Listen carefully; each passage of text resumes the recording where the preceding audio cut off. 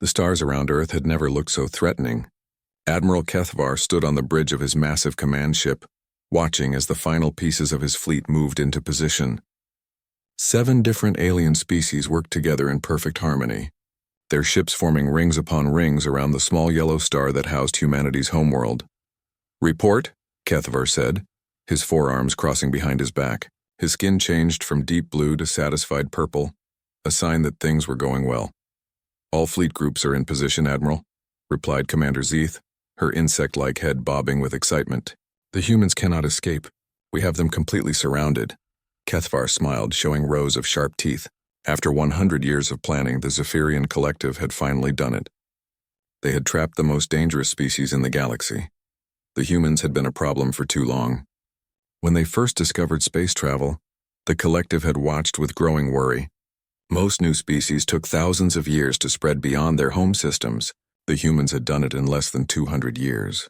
They built colonies fast, fought wars without fear, and worst of all, they never seemed to stop expanding, sir. "We're getting a message from Earth," reported the communications officer, a tall gray being with large black eyes. "Put it through," Kethvar said. The main screen flickered and showed a human woman in a military uniform. She looked tired but not afraid. "This is Admiral Rebecca Torres of Earth Defense Command. I assume you want to talk." Kethvar stepped forward, making sure his full height was visible on the screen. At nearly 3 meters tall, he usually scared other species. The human barely reacted. "I am Admiral Kethvar of the Zephyrian Collective. You are surrounded by over 10,000 ships from 7 allied species. Your little planet has nowhere to run." Admiral Torres nodded slowly. "I can see that." "What do you want?" "Complete surrender," Kethvar said. "Your species will be relocated to a small number of worlds where you can be properly watched. Your expansion into the galaxy ends today." The human admiral was quiet for a moment.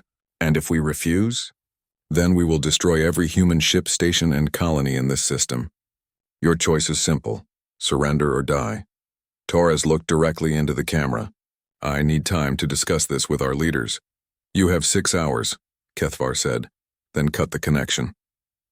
Commander Zeeth moved closer. "Do you think they will surrender?" "They have no choice," Kethvar replied. "Look at our fleet. We have ships from the Valdari Empire, the Crystal Confederation, the Hive Worlds, the Machine Collective, the Psionic Union, the Starwalkers, and of course, our own Zephyrian forces. This is the largest fleet ever assembled in galactic history." The bridge crew looked out at the massive display of military power surrounding Earth. Ships of every shape and size floated in perfect formations. Some were as large as cities, bristling with weapons that could crack planets. Others moved like schools of deadly fish, their hulls gleaming with energy shields. "Sir," the communications officer called out, "we're receiving surrender requests from human colonies throughout the galaxy." Kethvar's skin turned a pleased shade of gold. "Excellent. It seems word is spreading. How many colonies are surrendering?" 43 so far, Admiral. All of them small research stations and mining operations. Nothing that could threaten us. "Good," Kethvar said. "The humans are finally learning their place." Hours passed as the fleet maintained its positions. Every few minutes, another human colony would send a surrender message. The Collective had done their homework over the years, tracking down every human settlement they could find. Most were tiny outposts with less than 1,000 people. "Admiral Torres is requesting another communication," the officer announced. "Put her through," Kethvar ordered. The human admiral appeared on screen again. This time she looked even more tired, but there was something else in her expression that Kethvar couldn't quite read. "Admiral Kethvar," she began, "Earth's leaders have made their decision, and we surrender." Kethvar's skin flashed bright gold. Around the bridge, officers from different species made their own expressions of satisfaction. The Valdari clicked their claws together. The machine beings beeped in harmony. The crystal creatures chimed like bells. "A wise choice," Kethvar said. "You will prepare for immediate evacuation. Transport ships will arrive within the day." "Understood," Torres replied. "But I have one question." "What?" "How long did it take your fleet to get here?" Kethvar was surprised by the question. "Why does that matter?" "Just curious," the human said with what might have been a smile. "From our nearest staging point, approximately 3 months," Kethvar answered, "though some ships traveled for over a year to be here." 3 months, Torres repeated. Thank you, Admiral. The connection ended, leaving Kethvar staring at a blank screen. Strange question, Commander Zeeth observed. Humans are always strange, Kethvar replied. That's why they're so dangerous. But as the hours passed, something bothered the Zephyrian Admiral. The human's last question kept echoing in his mind. Why would she care how long the fleet had taken to arrive? What difference did it make? He pushed the thought away. The important thing was that humanity had been contained. For 100 years, the collective had watched these aggressive primates spread through space like a disease. They fought wars against species twice their size. They colonized worlds that should have been impossible to live on. They bred like insects and never seemed to know when they were beaten. But now it was over. Earth was surrounded. The human colonies had surrendered. The galaxy would finally be safe from the human threat. Sir, the communications officer called out. We're getting reports from the transport fleet. They'll arrive at Earth in 18 hours. Excellent, Kethavar said. Make sure they understand that all humans are to be processed carefully. We don't want any of them escaping during the relocation. Yes, sir. Kethavar looked out at the stars around Earth one more time. Tomorrow, this dangerous chapter in galactic history would be closed forever. The humans would be moved to worlds where they could be watched and controlled. Never again would they threaten the peaceful species of the galaxy. He should have felt completely satisfied. The plan had worked perfectly. Every ship was in position. The humans had surrendered without a fight. The collective's greatest threat had been neutralized with barely a shot fired. So why did Admiral Torres's question still bother him? 3 months. Why had she wanted to know how long the fleet had taken to reach Earth? Kethvar shook his head. It didn't matter. Whatever the humans had been thinking, it was too late now. They were surrounded by the most powerful fleet in galactic history, with nowhere to run and no way to fight back. The human problem was solved, or so he thought. The transport ships arrived exactly on schedule. Massive vessels designed to carry millions of beings across space approached Earth like slow-moving mountains. Admiral Kethvar watched from his command bridge as the first ships prepared to enter Earth's atmosphere. All systems ready for the relocation process, Commander Zeeth reported. The humans should be loaded and ready to move within 48 hours. Kethvar nodded, his skin showing satisfied purple patterns. Make sure every human is accounted for. We cannot afford to let any escape. The next few hours went smoothly.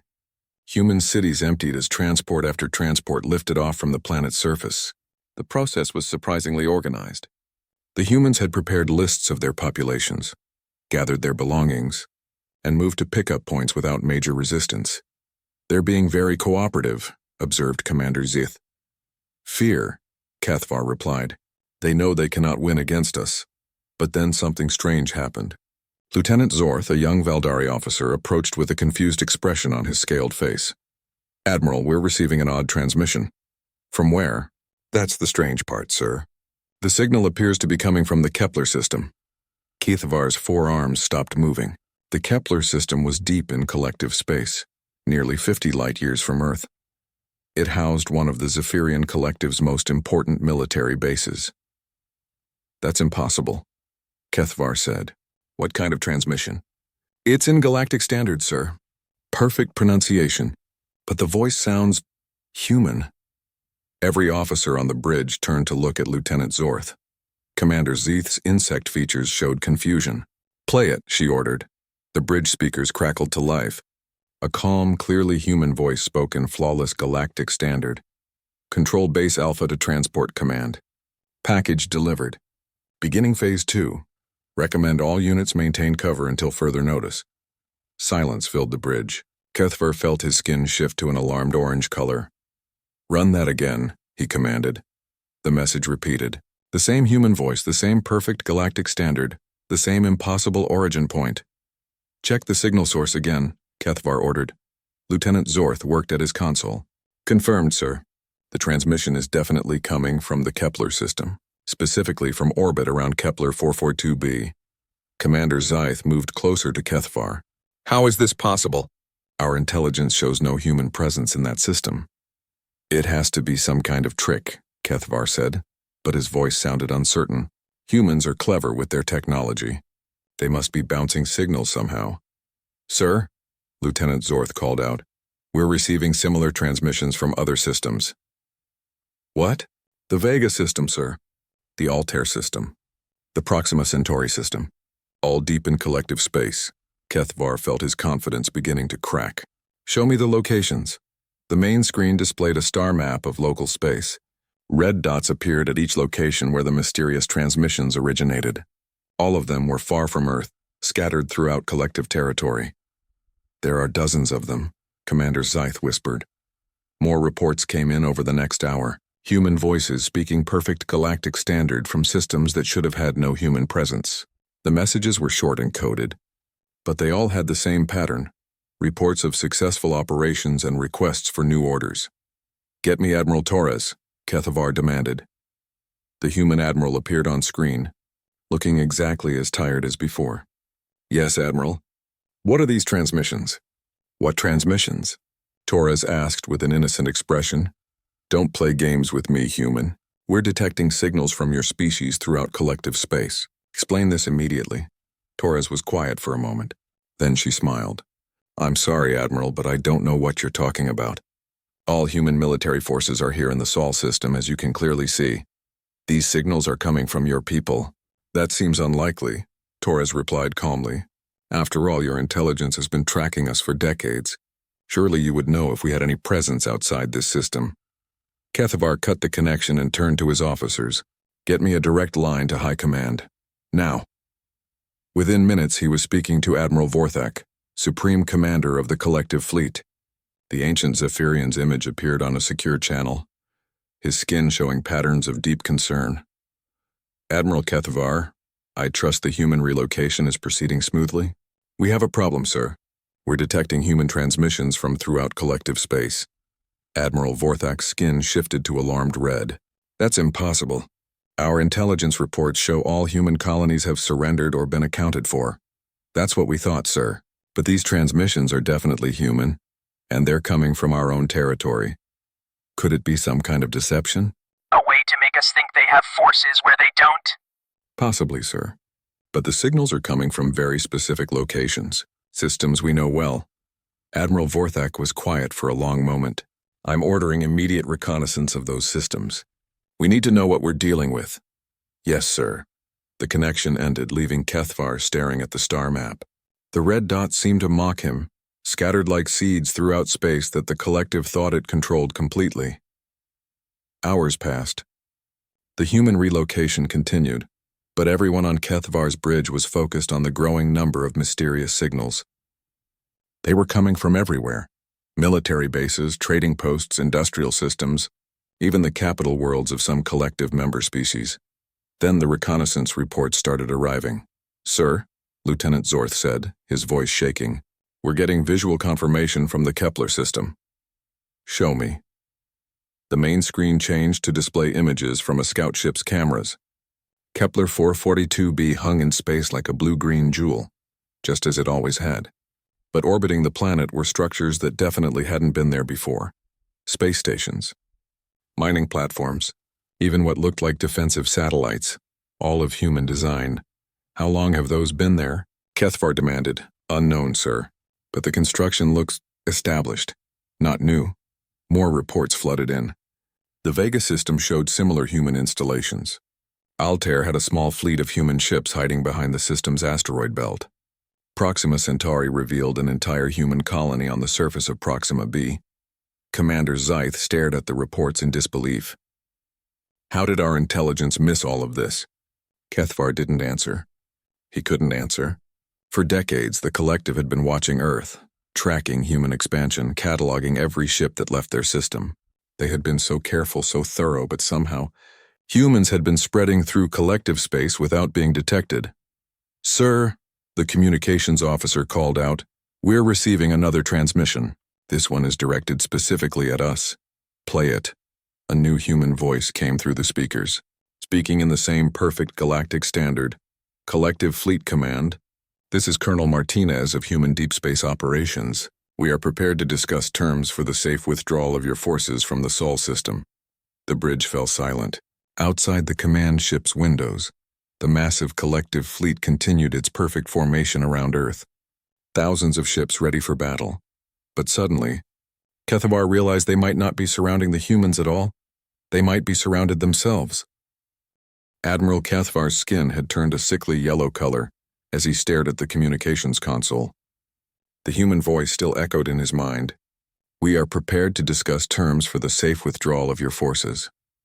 Get me every intelligence report we have on human space activities for the past 50 years, he ordered. Everything. I want to know how we missed this. Commander Zyth worked frantically at her station. Bringing up all files now, sir. The main screen filled with data. Reports of human ship movements, colony establishments, trading activities. For decades, the collective's intelligence services had been watching and recording everything. Or so they thought. Look at this, Lieutenant Zorth said, pointing at a section of the display. 47 years ago, humans launched what they called Project Dandelion. We classified it as a scientific research initiative. Kethavar read through the report. The humans had announced they were sending unmanned research probes to distant systems to study stellar phenomena. Nothing threatening. Nothing military. Just science. How many probes? He asked. According to this report, approximately 3,000. 3,000? Commander Zyth's voice cracked. We thought they were just research probes. They were small, Lieutenant Zorth continued reading. No weapons. No military equipment detected. Each probe was designed to study a different system and send data back to Earth. Kethavar felt a cold understanding begin to form in his mind. Show me the target systems for these probes. A new star map appeared. Thousands of small dots marked the destinations of the human research probes. They were scattered throughout the entire galaxy, including many systems deep in collective territory. Sir, the communications officer called out, I'm getting more reports from our reconnaissance teams. What are they finding?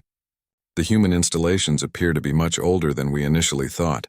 Some show signs of being established for decades. Kethavar closed his eyes. The truth was becoming clear, and it was worse than he had imagined. They weren't just research probes, he said quietly. Sir? Commander Zyth asked.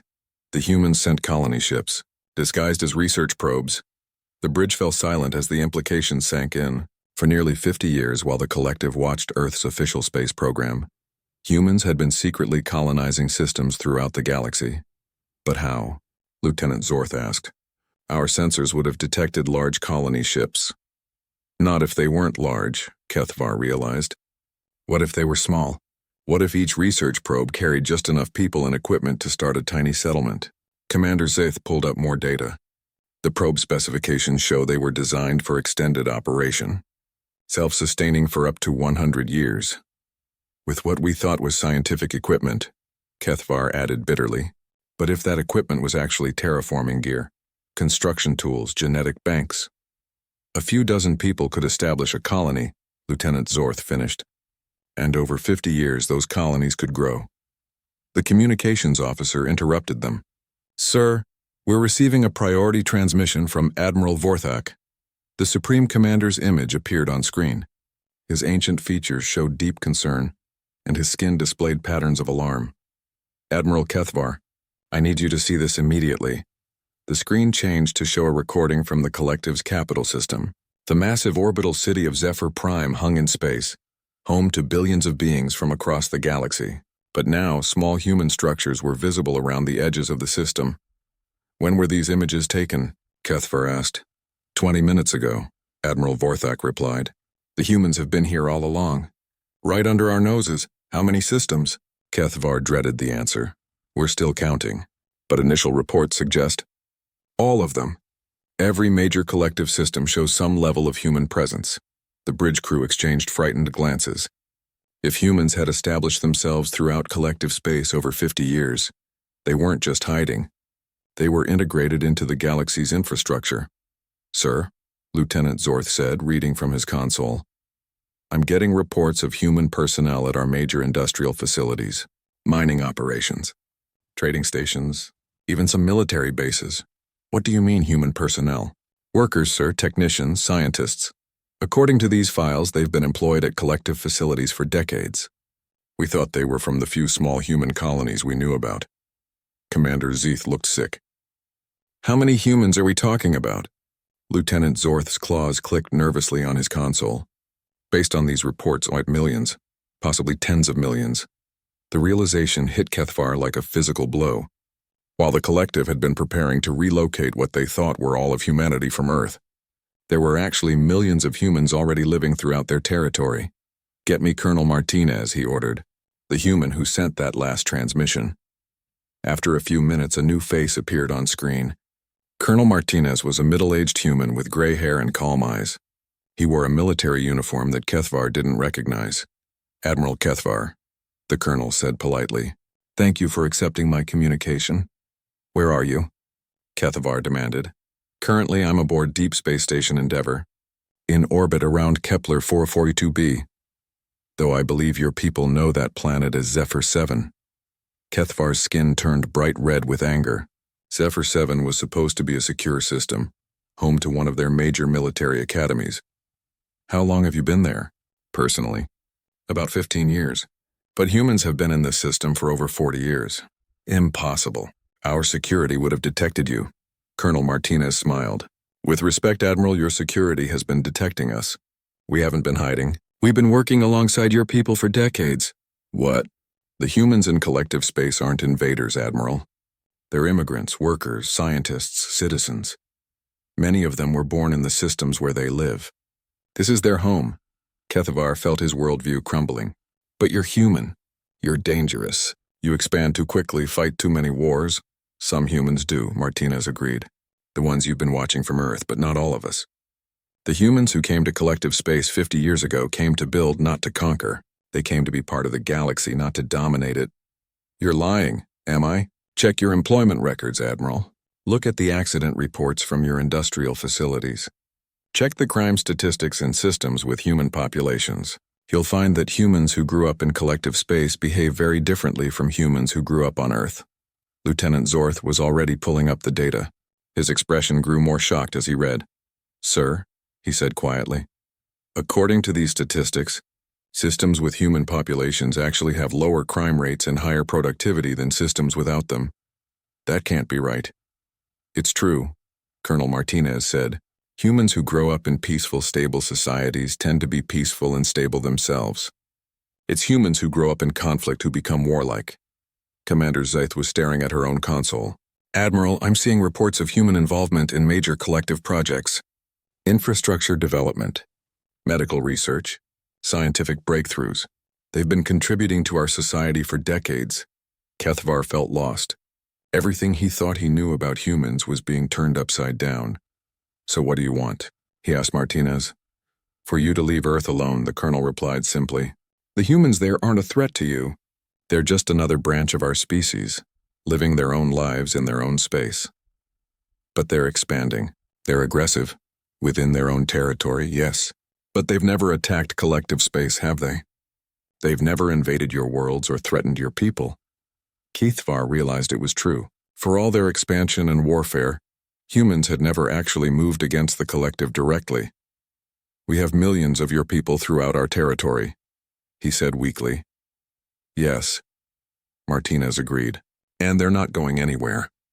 This is their home now. Many of them have never even seen Earth." The full scope of the situation finally became clear to Kethvar. The collective hadn't surrounded humanity. Humanity had already spread throughout the galaxy, becoming part of it. They weren't conquering the collective. They had already joined it. Admiral Kethvar sat in his command chair, staring at the tactical display that showed his fleet surrounding Earth.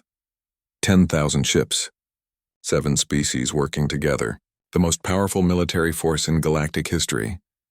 And apparently, it meant nothing. "Sir," Lieutenant Zorth said quietly, "we're receiving more reports from throughout collective space." "What now?" Kethvar asked, though he wasn't sure he wanted to know. "Human facilities are going active, sir. They're no longer hiding."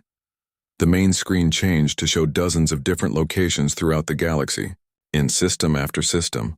Structures that had been disguised as mining operations or research stations were revealing their true nature. Hidden shipyards were opening their doors. Concealed weapons platforms were powering up. Camouflaged bases were dropping their disguises. "How many?" Commander Zaith asked. "We're still counting, ma'am. But it appears there are human military installations in over 200 systems." Kethvar felt his skin shift to a pale, defeated gray. "Military installations?" "Yes, sir. The humans weren't just establishing colonies.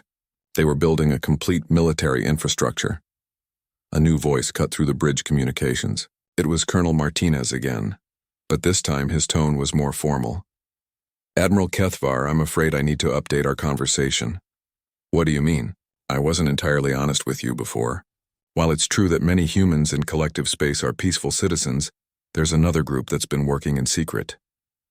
Kethvar's worst fears were being confirmed. Military, Human Deep Space Command, Martinez confirmed. We've been preparing for this day for 50 years.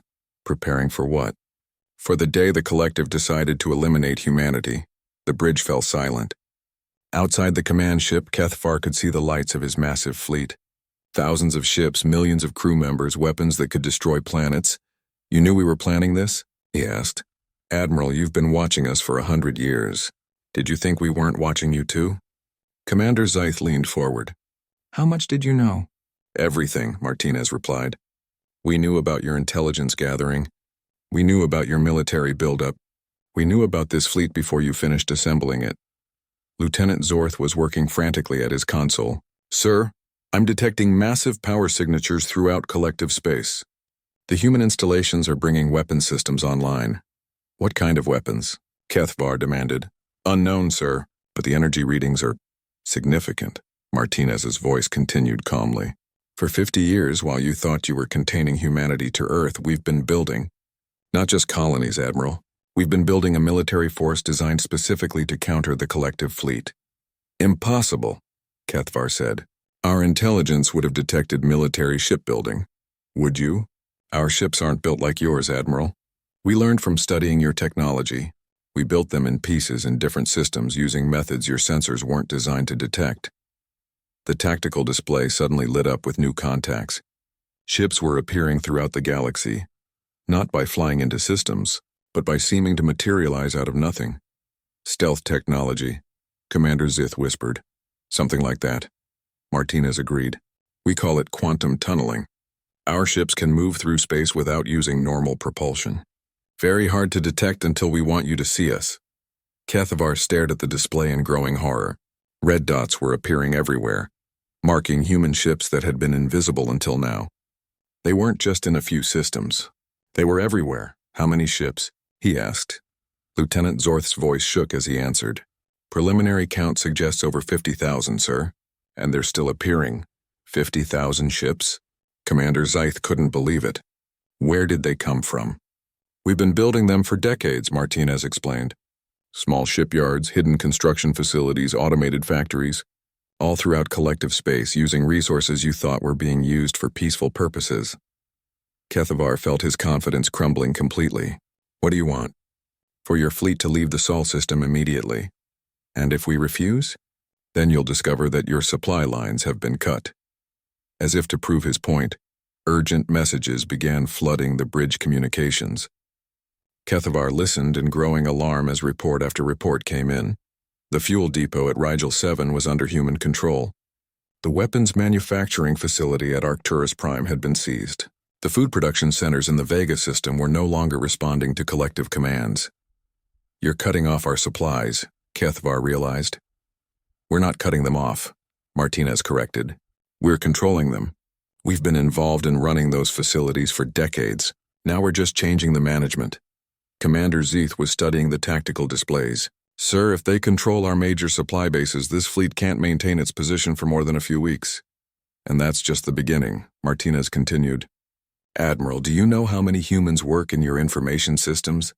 Your communications networks? Your transportation infrastructure? Kethvar didn't want to know, but Lieutenant Zorth was already pulling up the data.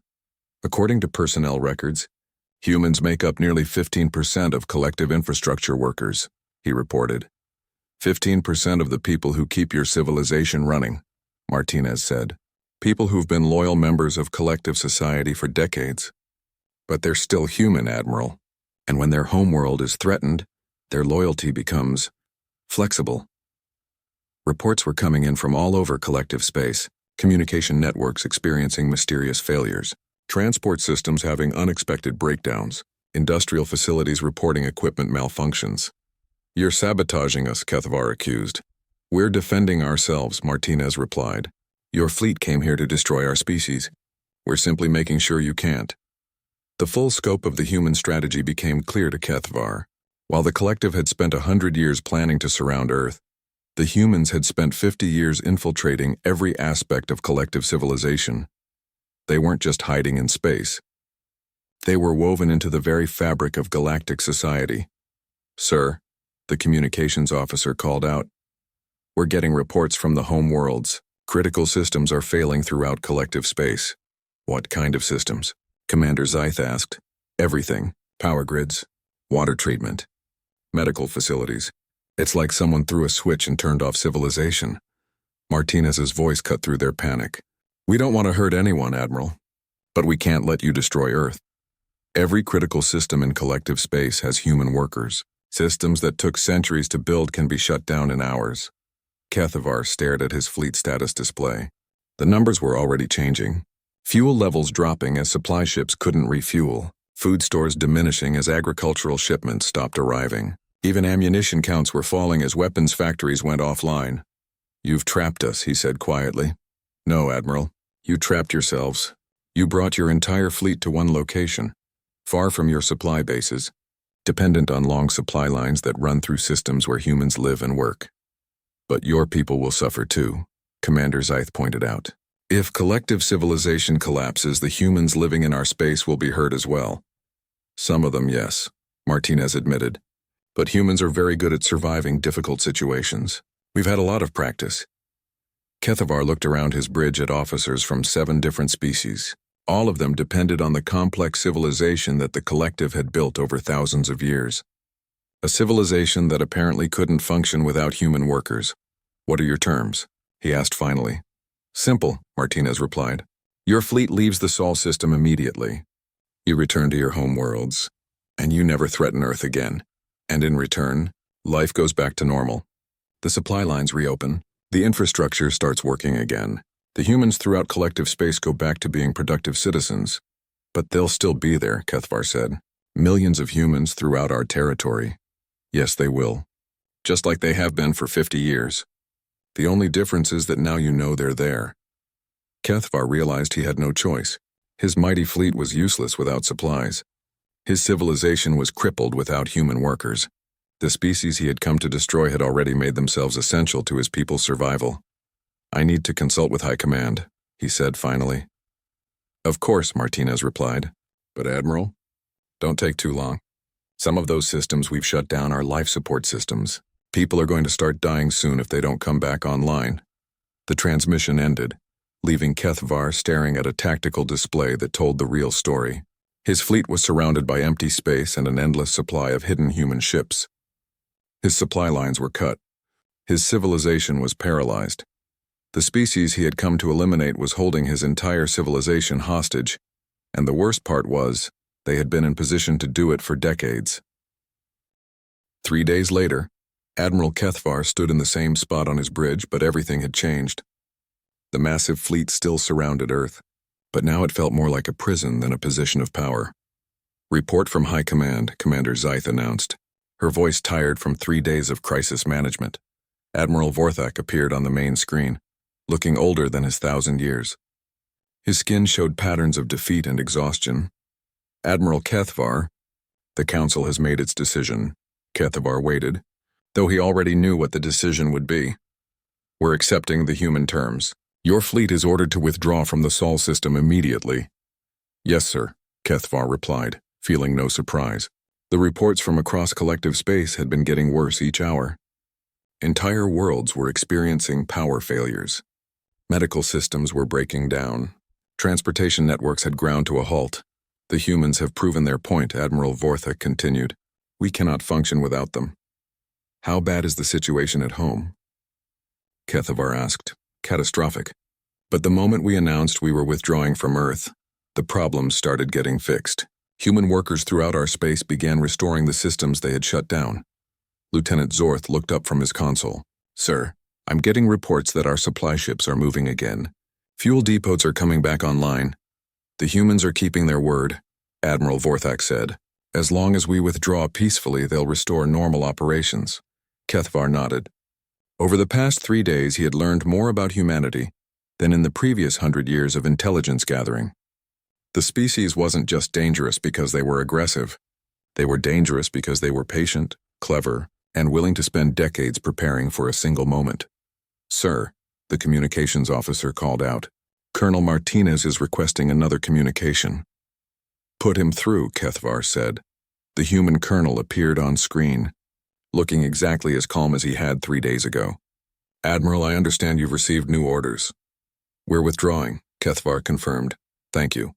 I want you to know that as soon as your fleet clears the outer edge of the Sol system, all critical systems throughout collective space will be fully restored, and the humans living in our territory will continue to be productive members of collective society, just as they have been for 50 years.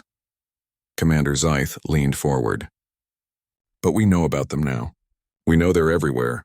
Martinez smiled. "Yes, you do. And that changes everything." "How?" "Because now you can stop pretending that humans aren't already part of galactic civilization. The humans in collective space aren't invaders or infiltrators. They're citizens. They've built homes, raised families, contributed to your society for decades." Kethvar thought about the reports he had read over the past few days. Human doctors who had saved millions of lives in collective hospitals, human engineers who had designed critical infrastructure, human scientists who had made breakthrough discoveries. "Some of them have never even seen Earth," he said quietly. "That's right," Martinez agreed. "For many of them, the worlds they live on are the only home they've ever known. They're not loyal to Earth, Admiral. They're loyal to the places where they've built their lives. But they shut down our systems to protect Earth, because Earth is part of the human family. When you threaten one group of humans, you threaten all of us. That's something your intelligence never understood." Lieutenant Zorth was reading from his console again. "Colonel, according to our records, humans in collective space sent billions of credits to help fund Earth's defense projects." "Over the past 50 years, yes," Martinez confirmed. "The colonies weren't just hiding, Lieutenant. They were supporting Earth's preparation for this day." The full picture finally became clear to Kethvar. The humans hadn't been infiltrating collective space to conquer it. They had been building a network that could protect their homeworld if it was ever threatened. "You planned all of this," he said. "We planned for the possibility," Martinez corrected. "We hoped it would never be necessary. Many humans throughout the galaxy would have preferred to keep living peacefully as collective citizens. But you were ready. We were ready." Over the next several hours, Kethvar's fleet began its withdrawal from the Sol system. Ship by ship, the massive force that had taken months to assemble started the journey home. As they moved away from Earth, status reports from throughout the galaxy improved. Power grids came back online. Transport systems resumed normal operations. Medical facilities stopped reporting critical failures. "It's remarkable," Commander Zith observed as she watched the restoration reports. "They shut down the entire collective infrastructure in a matter of hours, and they're restoring it just as quickly. That's what happens when 15% of your workforce coordinates their efforts," Kethvar replied. "Sir," Lieutenant Zorth called out, "I'm receiving a message from Admiral Torres on Earth." The human admiral appeared on screen for the final time. She looked much better now, rested and confident. "Admiral Kethvar, I wanted to thank you for your cooperation during this difficult time." "I had little choice," he replied honestly. "You had more choice than you think," Torres said. "You could have chosen to fight. You could have tried to destroy our installations throughout collective space. You could have made this much worse for everyone." "Would that have worked?" Torres smiled. "No, but it would have caused unnecessary suffering. The fact that you chose to negotiate instead of fight shows wisdom." Kethvar considered this. "What happens now?" "Now we figure out how to live together honestly. The humans in collective space don't want to hide anymore. They want to be recognized as full citizens with all the rights and responsibilities that entails. And Earth will continue to be Earth. We'll expand within our own region of space just as we always have. But we won't threaten collective territory, and we expect the same consideration. The Council will need time to process all of this," Kethvar said. "Of course, change is never easy, but Admiral, consider this. For 50 years, you've had millions of humans living and working throughout your civilization.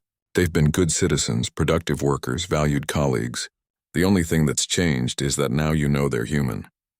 After the transmission ended, Kethvar sat quietly in his command chair as his ship traveled away from Earth. Around him, his officers worked at their stations, managing the withdrawal of the largest fleet in galactic history. Sir, Commander Zyth said eventually, what do you think will happen when we get home? I think, Kethvar said slowly, that we're going to have to learn a new way of thinking about humans.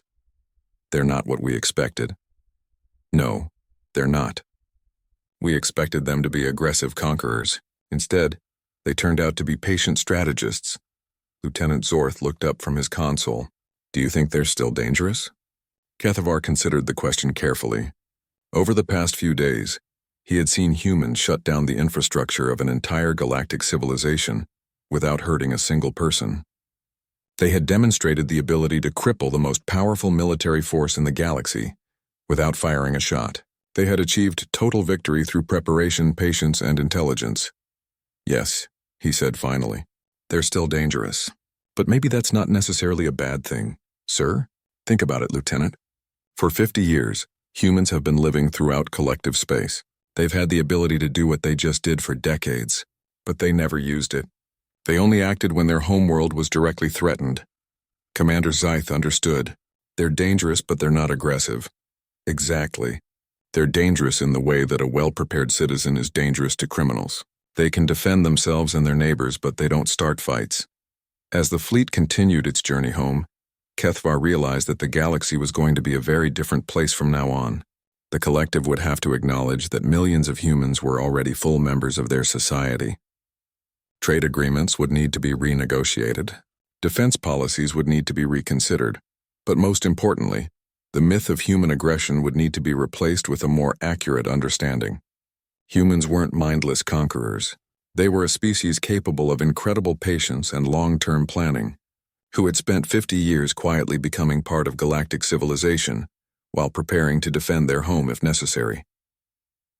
Admiral, Lieutenant Zorth said, I'm reading a message from one of the human colonies in the Vega system. What does it say? Thank you for a peaceful resolution. We look forward to working with you again soon. Kethvar almost smiled. The humans were already getting back to work as if nothing had happened. In a few weeks, they would probably be processing his fleet's fuel shipments and maintaining their communication networks, just like they had for decades. The only difference was that now everyone knew who they really were. And somehow, Kethvar thought, that might make the galaxy a safer place for everyone.